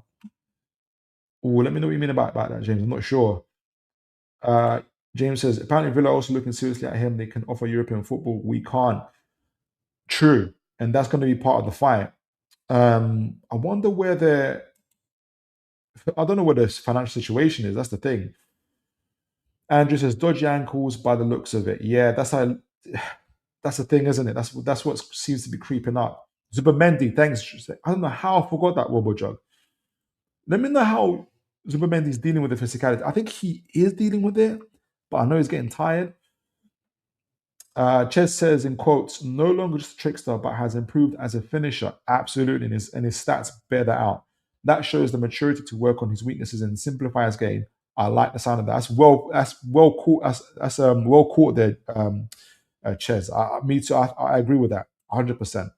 Andrew says he's probably worth a punt at his age and price, but with Villa going to be Champions League, we possibly won't get him.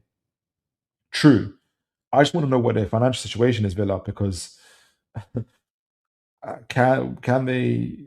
Yeah, I don't know because they were in a big hot bother before. Dave Barter says he won't come here with no European football.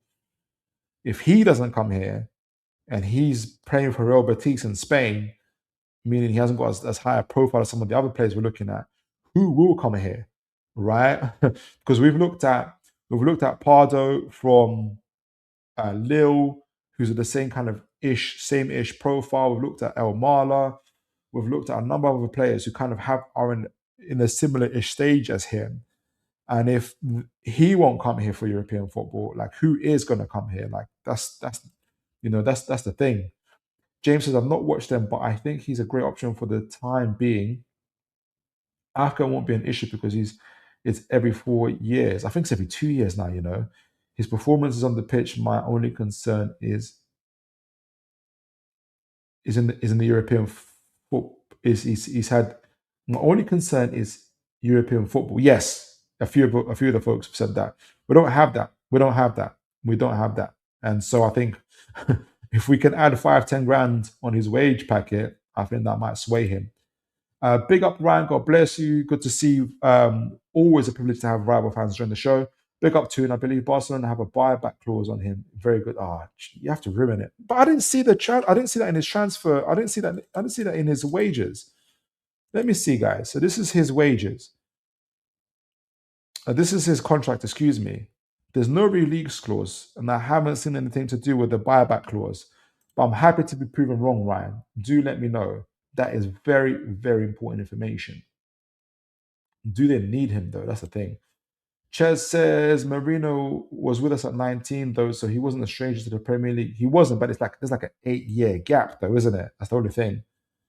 Zubimendi, yes, it was Zubimendi. Wobajok, Zubimendi is so fatigued physically and mentally. He's a completely different player past 2-3 months. I expect he'll be much better next season, similar to Rodri when he joined. Whether we like it or not, there's going to be an adjustment period. Honestly, there is going to be an adjustment period.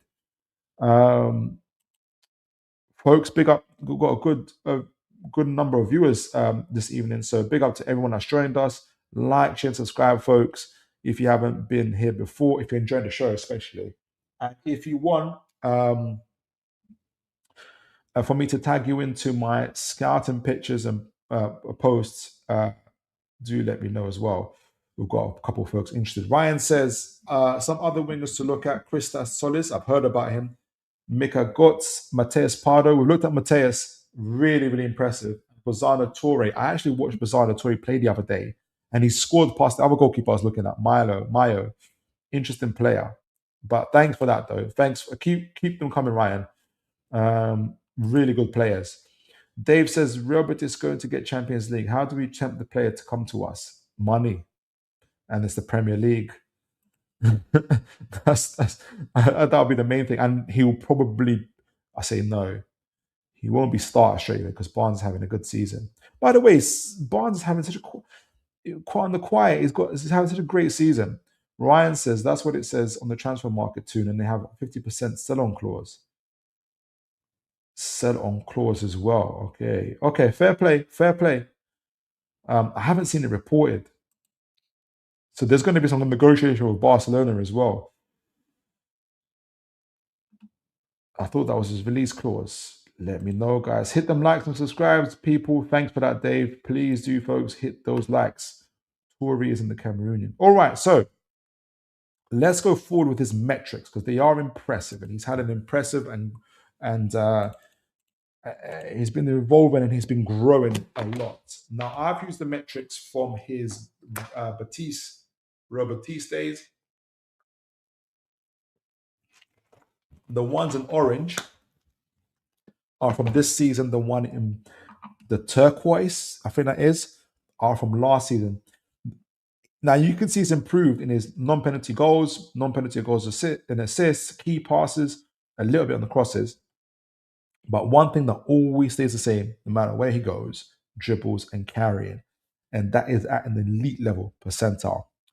Um, Let me just take down this one moment so I can see the bottom half of this. All right, so, and this is obviously in the context that he's playing for Real Betis. So, main takeaway: Betis have become one of Europe's most transition-heavy sides. I think I've got it here. Next one. So they can see them in the pink here. They're like in the 100 percentile for counter-attacking. So they're very transition heavy. Newcastle are a big transition team, but not as much as Betis. Perfectly amplifying Abdi's strength. So Betis, I got the things mixed up, guys. I got Real Betis's information on his metrics. So just bear with me. But essentially, Betis are more balanced. They have a bit in 24-25 season, the previous season, for his metrics. They were more balanced in structure. They had a strong pressing and intensity, and they were more controlled in their position in their possession. And at that point, Abdi was more of an elite carrier with a lower output, which you can say if if he plays for a more possession heavy side, i.e. Barcelona, you don't get the best out of him. But if in the following season, where you got Batista as an extremely transitional football team, massive counter-attacking focus, low pressing structure, and more attacking where they cause more attacking spaces, you can get him in these one-to-one situations, and you can see the best out of him. And then you see the non-penalty goals go up. You can see the assists going up. 24 GA season. So you can imagine if Newcastle do get him, maybe that's also a sign of the style of play. I do suspect though, because you're going to see me later on talk about who the best type of striker to partner him with is. And if you guys know Real Betis a little bit better, I do suspect though he can still play in a possession heavy side if he has a good partner up front in terms of forward. That's my main thing. So key insights in the box, key insight box. So Betty's shift towards a direct transitional football, which unlocked his Abdi's carrying, his one-to-one isolation ability, and his box attacking, and his final third output. So Abdi's breakout was not random. The system evolved to maximize his elite transitional qualities, which Newcastle can for certain do, right? Look, he's in the 90 percentile for progressive carries, 89 percentile for non-penalty goals exchange, 90 percentile for non-penalty goals and assists. He's had a huge growth in the last year. We've seen from his heat map on the left, likes to drive into attacking spaces, penalty box, and into the half spaces. On the right side, he's explosive and it shows explosive acceleration. He's devastating on the transitions, improved in the final third. One-to-one dribbler, can play left or right, has been phenomenal. We've seen obviously his weaknesses as well. So it comes across that he's a player where a heavy transition team would be suitable for him, of which Newcastle are not heavy, but can be a transitional team. But I do think if you partner him up with a striker who can hold the ball up, he can still unlock defenses, especially with his dribbling ability. So how would he fit at Newcastle? How would he fit at Newcastle? And then I'll get to the chats and see what you guys are saying. Well, I missed that. Here we go. Right. So why would Abdi fit Newcastle United? So Newcastle still play vertical football, so over the top, aggressive transitions, and high physical intensity. We've seen that in our metrics. and fast attacking sequences. So Abde adds his elite ball carrying, his transition chaos, his one-to-one unpredictability, deep block disruption, and more creative wing threat.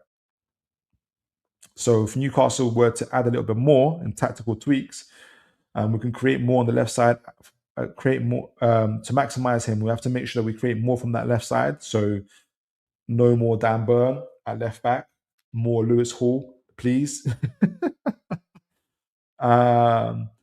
We can slightly slower our controlled build up as well. So we got the opportunity to isolate him against the fullbacks and allow rotational freedom on the inside. So when he does want to take out those half spaces, maybe Lewis Hall can take up the outside, or if you've got a number 8 like a Ramsey can take up the outside, which we do anyway, and we'll get the best out of Abde in those areas and to create overlaps as well. So we've got the players for him to thrive.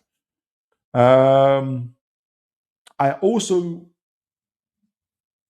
used the metrics when I was going on the old AI to talk about who would be the best to partner up with him, for all the work and research we've done looking at different strikers. And it gave me a list. And the best one at the moment is Liam Delap. I know that he's not highly favored by a few folks. I do think there's a lot to him. But what's the reason for that? So Liam Delap is an elite channel runner, especially when he's playing for Ipswich. He attacks spaces aggressively and creates transition gravity. Occupies centre backs physically and is the perfect for Abdi's carrying style. So potential dynamic. Abde drives at retreating defenses. Delap attacks the channels and near post spaces and creates devastating transition attacks. So Delap draws defenders to him through his physicality and is running in behind, while Abde is isolated with fullbacks and is able to get past them with his devastating one-to-one dribbling, right?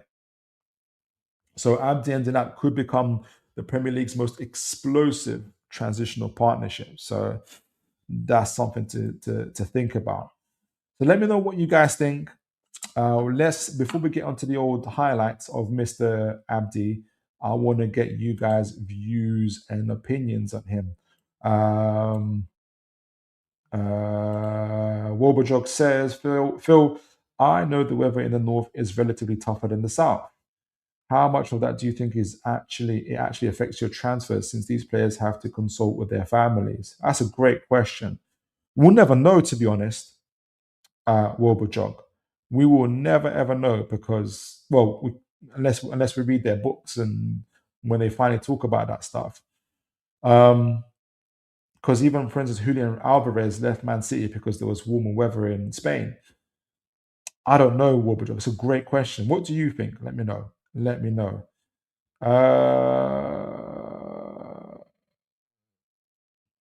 Torres linked to Liverpool. He is. I doubt they go for him, though. I do doubt they go for him.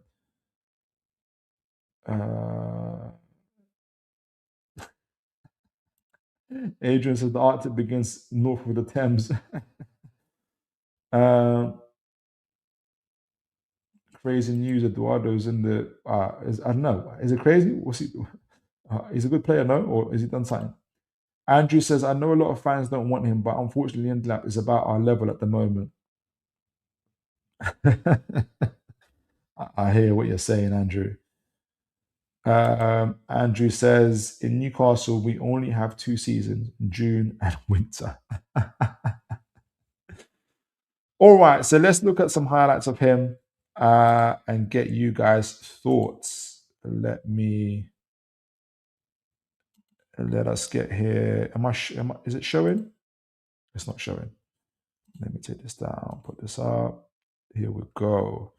Let me get you guys' views on Mr. Abde. All right, so remember, 24 GA season.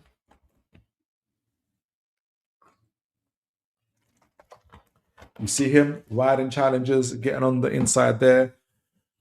I forgot to see if he's ambidextrous as well. I imagine he is after playing for Barcelona, but this is the part he loves to do: cutting into the box from coming in from the left, finish it off with his right. And this is him isolated with the fullback, drawing players towards him. Again, he loves his isolation. It's good to see that he literally plays with his head up. Again, stuff that you expect from someone that qualifies from Bas. That sorry, sinus is kicking in. That's come from Barcelona's academy. Again, there, riding the challenge, pushing through, onto goal. Again, got the good sense to see there's a man that's in a better position, does really, really well. Lovely take past the goalkeeper. Where's the number 10 shirt for Betis as well? Oh, gone for the Rabona. Oh, no. Did he score that? Oh, jeez. I thought he was about to score that. That was crazy. Lovely. Again, in the box, in the right place. Beautiful finish. Betis aren't going to want to let him go, would they? Again, a 1-on-1 on the transition. Deadly, devastating. Doing the work right there. Pressing, getting the ball back. Again, powering his way into the penalty box, scoring. Good finish from him. Lovely first touch with the head. That's unbelievable. Takes the shot on. Does he score? Oh my word. Oh, that is beautiful. Fantastic dribble. Inside, beautiful. Yeah, he's got a lot of lovely carrying, lovely first touch as well. Oh, you can see why his ankles get into trouble. Again, head up, lovely for weighted pass. Beautiful weighted pass with the right foot. He seems really right footed to me. Again, chops on the inside. Lovely. Volley. Boom. Finish. Let's see one more. Looks very, very impressive. Again, 1-to-1. Driving in. Taking players out of position. Driving into that final third. Continuing his run. Again, rise that challenge. Fantastic. Again, his first touch is really, really impressive. Really, really impressive. Beautiful finish. Beautiful. All right. So, guys, let me know what you think of Mr. Hold on. Did you guys see? I hope you guys saw that anyway. Let me know what you guys think of that, of him. Dave says, don't want the lap. Can he do throws like his dad? I've never seen it, to be honest. The keepers in those clips, they weren't impressive, were they?